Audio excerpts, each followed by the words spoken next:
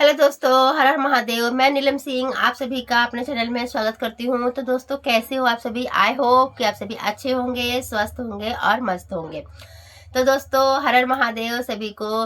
तो आज एक बहुत ही प्यारा शिव चर्चा भजन होली के ऊपर लेकर के आए हैं, जिसमें कि माँ गौरा भोले बाबा से रूठ जाती है। ठीक है, माता गौरी भोले बाबा से रूठ जाती है और हमारे भोले बाबा माँ गौरी को किस तरह से मनाते हैं होली के दिन, होली खेलने के लिए। तो जो आज का हमारा ये भजन है, शिव चर्चा है, माता गौरी और भोले बाबा के ऊपर है। बहुत ही प्यारा शिव चर्चा भजन है हमारा। तो आप लोग इस भजन को पूरा जरूर देखिएगा, ठीक है, और ज़रूर देखिएगा पूरा। और आपको अगर अच्छा लगे वीडियो तो प्लीज़ दोस्तों आप लोग एक लाइक ज़रूर कर दीजिएगा, क्योंकि हम लोग वीडियो बनाते हैं बहुत ही उम्मीद से, भजन गाते हैं। तो आप लोग एक भोले बाबा के लिए एक लाइक ज़रूर कर दीजिएगा वीडियो को। अगर अच्छा लगे तो कमेंट भी कीजिएगा, कमेंट में हर हर महादेव ज़रूर लिखिएगा आप लोग, ठीक है। गौरा रूसल बड़ी होली के दिन मनावेले हमार शिव गुरु, हमार शिव गुरु हो, हमार शिव गुरु। गौरा रूसल बड़ी होली के दिन मनावेले हमार शिव गुरु।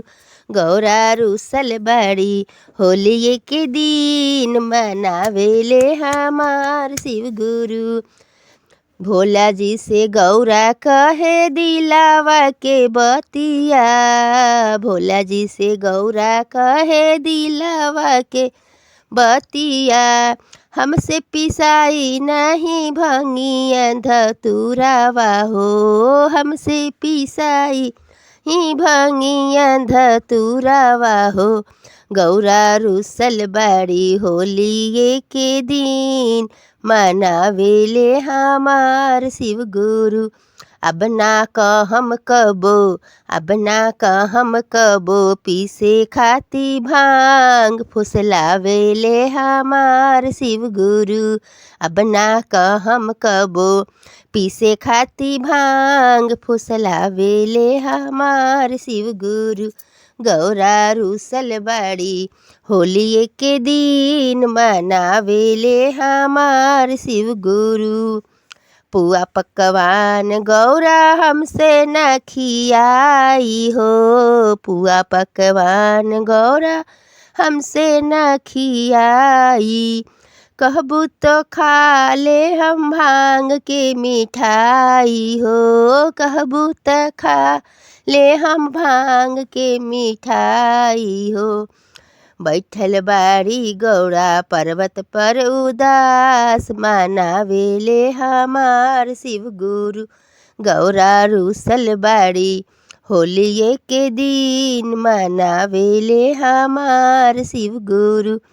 हमार शिव गुरु हो, हमार शिव गुरु, हमार शिव हमार भोले बाबा हो, हमार भोले बाबा। सबके हु खेले गौरा रंगावा गुलाल, सबके हु खेले गौरा रंगावा गुलाल हो। होली सबके हु खेले गौरा रंगावा गुलाल हो, सबके हु खेले रंगावा गुलाल हो। होली के दिन गौरा फुलाई लिहलू गाल हो। सुना लागे गौरा, सुना लागे गौरा तोहरे बिना रंग घुसल बाड़ी हमार गौरा जी। भोला कैसे कहीं दिलावा के बात मनावेले हमार शिव गुरु। गौरा रूसल बाड़ी होली के दिन मनावेले हमार शिव गुरु। हमार शिव गुरु हो, हमार शिव गुरु। अरे भोले बाबा जी, हमार भोले बाबा। पहले में दाया मांगी, दूसरे में चर्चा, पहले में दाया मांगी, दूसरे में चर्चा। प्रणाम हो हमार शिव गुरु, मनावेले हमार शिव गुरु। गौरा रूसल बड़ी होली के दिन मनावेले हमार शिव गुरु। हर हर